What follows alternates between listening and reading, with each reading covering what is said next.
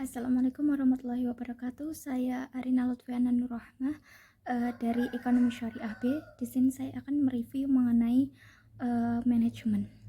Nah, apa sih itu sebenarnya manajemen? Manajemen menurut Jones dan Georgia, manajemen adalah perencanaan, pengorganisasian, dan pengarahan serta pengendalian SDM dan sumber daya lainnya untuk mencapai tujuan organisasi secara efektif dan efisien. Manajemen juga bisa diartikan sebagai seni dan ilmu dalam perencanaan, pengorganisasian, pengarahan, dan pengawasan terhadap orang dan mekanisme kerja untuk mencapai tujuan. Nah, bagaimana sih sebenarnya sejarah dari manajemen sendiri? Jadi di dalam sejarah manajemen terdapat yang pertama yaitu teori manajemen klasik. Teori klasik dibagi menjadi dua, yaitu teori klasik ilmiah dan teori klasik administrasi. Nah, di dalam teori klasik ini, para ilmuwan berpendapat bahwa karyawan dianggap sebagai indikator untuk kesuksesan sebuah perusahaan. Inti dari teori klasik yaitu mengenai kinerja, efisiensi, dan pencapaian suatu perusahaan. Nah, ilmuwan yang mengungkapkan teori klasik ilmiah yaitu yang pertama Frederick Winslow Taylor, yang kedua yaitu Frank Gilbert dan Lillian Gilbert, yang ketiga Henry Elgan, dan yang keempat yaitu Harrington Emerson. Sedangkan untuk teori administrasi yaitu Henry Fayol, Lyndall Urwig, dan Max Weber. Nah, teori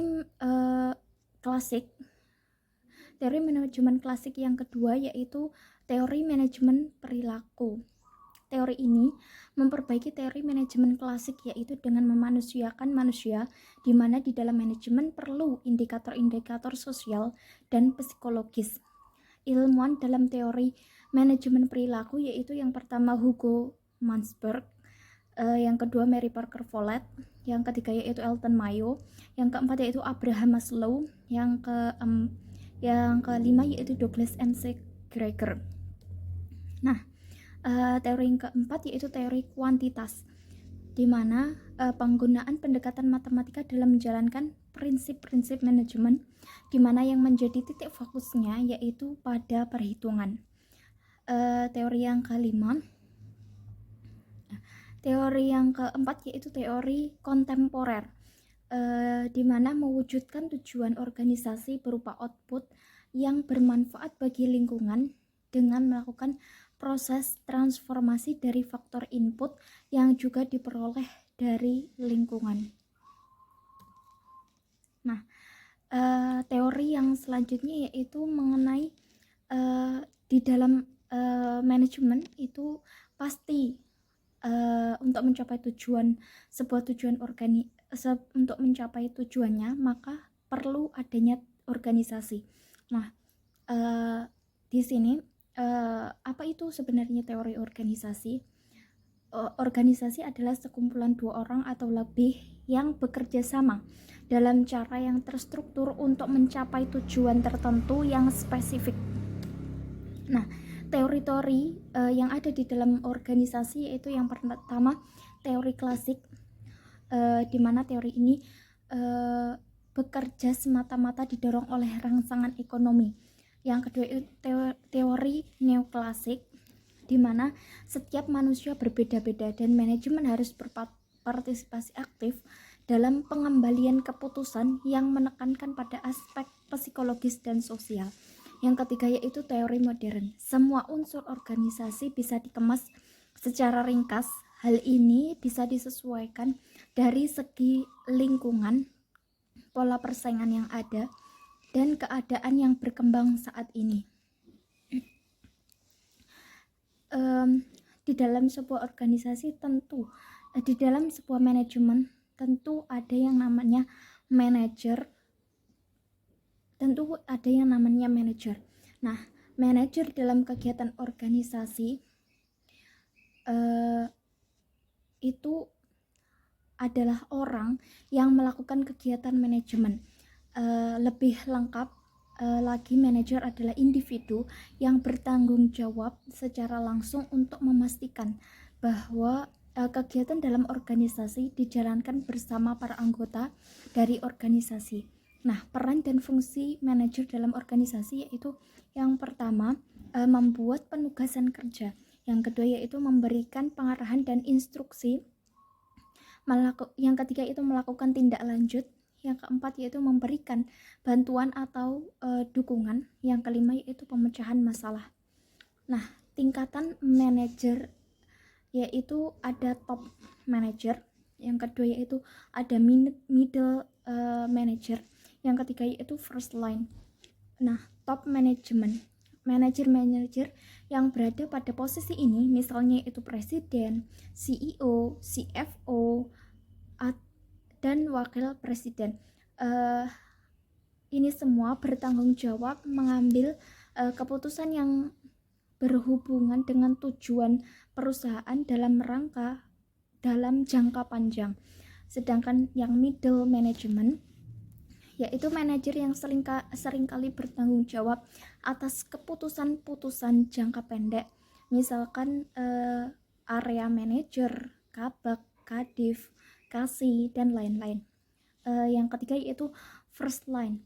Nah, first line manager yaitu para manajer yang biasanya sangat terlibat dengan para karyawan yang mengerjakan proses produksi sehari-hari. Misalnya yaitu supervisor, mandor, dan lain-lain. Nah, di dalam sebuah organisasi, di dalam sebuah manajemen itu tentu ada fungsi manajemen. Nah, fungsi-fungsi manajemen yaitu ada perencanaan atau planning, pengorganisasian atau organizing, penyusunan atau staffing, pengarahan atau directing, dan pengawasan atau controlling. Nah, perencanaan atau planning. Perencanaan adalah sesuatu yang ingin dicapai di masa yang akan datang atau sesuatu yang akan dikerjakan di masa yang akan datang. Nah, dalam proses perencanaan ini terdapat sebuah strategi-strategi yang akan dilakukan untuk mencapai sebuah tujuan dari organisasi tersebut. Nah, jenis-jenis dari perencanaan yaitu ada rencana jangka pendek, ada rencana jangka menengah, dan ada rencana jangka panjang. Nah, rencana jangka pendek yaitu perencanaan jangka waktu pendek yang meliputi waktu kurang dari 1 tahun.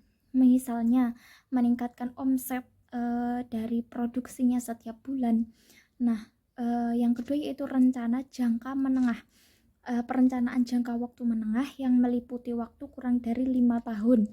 Nah, tujuannya yaitu produk dapat dikenal berskala dalam skala internasional dalam skala nasional. Nah, yang ketiga yaitu rencana jangka panjang. Perencanaan jangka panjang yang meliputi waktu lebih dari 5 tahun. Tujuannya yaitu market leader yang berskala internasional. Nah, fungsi manajemen yang kedua yaitu pengorganisasian atau organizing. James Demany mengatakan bahwa organisasi adalah bentuk setiap perserikatan manusia untuk mencapai suatu tujuan bersama. Nah, bentuk-bentuk dari organisasi yaitu yang pertama ada organisasi garis, dan kedua organisasi garis dan staff, yang ketiga organisasi fungsional, yang keempat ada organisasi fungsional dan staff.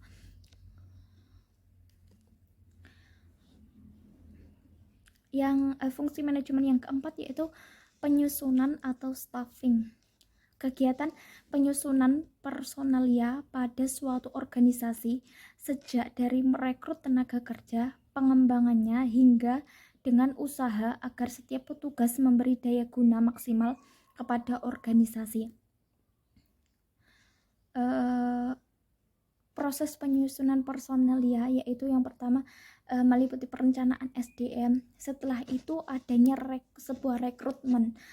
Setelah diadakannya rekrutmen, maka diadakan seleksi. Nah, setelah itu ada yang namanya pengenalan dan orientasi, dan pemeliharaan keamanan dan kesehatan, setelah itu ada latihan dan pengembangan karyawan, ada penilaian pelaksanaan kerja dari karyawan. Nah, pemberian balas jasa dan penghargaan terhadap kerja dari seorang karyawan, dan yang terakhir yaitu perencanaan dan pengembangan karir. Fungsi manajemen yang keempat yaitu pengarahan atau directing. Pengarahan atau directing adalah ajakan atau bujukan untuk memberikan kontribusinya melalui kerjasama dalam mencapai tujuan organisasi. Nah, untuk fungsi manajemen yang selanjutnya yaitu pengawasan atau controlling.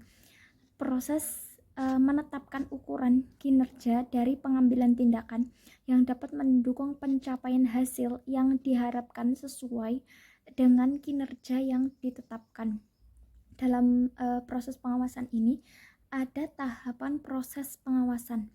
Yang pertama yaitu penetapan standar pelaksanaan, yang kedua yaitu penentuan pengukuran pelaksanaan kegiatan, yang ketiga yaitu pembandingan pelaksanaan dengan standar evaluasi, yang keempat yaitu pengambilan tindakan koreksi bila diperlukan.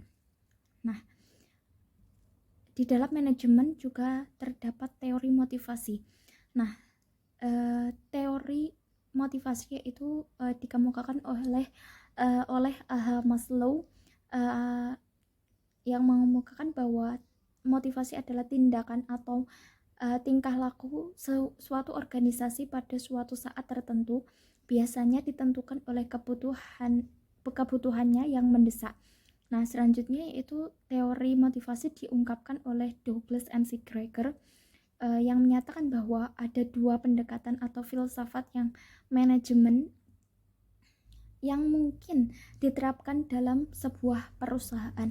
Yang kedua yaitu kepemimpinan dalam organisasi.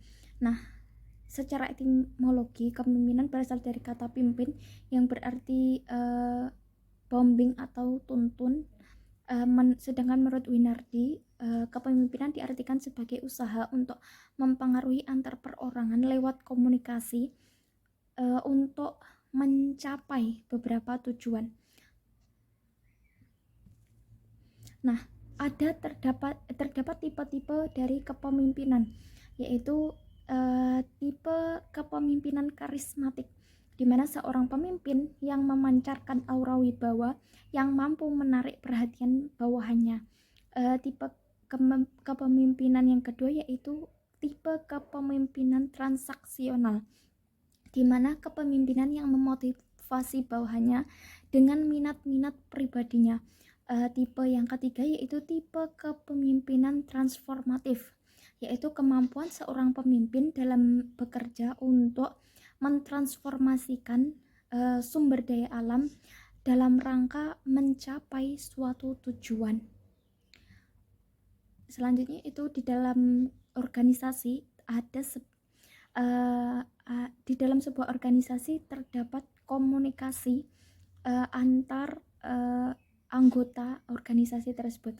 Nah, terdapat jenis-jenis dalam komunikasi, yaitu yang pertama yaitu komunikasi berdasarkan penyampaian, yang kedua yaitu komunikasi berdasarkan perilaku komunikasi, yang ketiga yaitu komunikasi berdasarkan kelangsungannya, yang keempat yaitu komunikasi berdasarkan maksud komunikasi. Pengambilan keputusan dalam sebuah organisasi tentu ada yang namanya pengambilan sebuah keputusan. Nah, tahapan-tahapan dalam pengambilan keputusan yaitu yang pertama mengidentifikasi masalah, yang kedua mengidentifikasikan kriteria keputusan, yang ketiga yaitu memberi bobot pada kriteria, yang keempat yaitu mengembangkan alternatif-alternatif, yang kelima yaitu menganalisis alternatif, yang keenam yaitu melaksanakan alternatif tersebut, yang selanjutnya yaitu mengevaluasi efektivitas dari keputusan.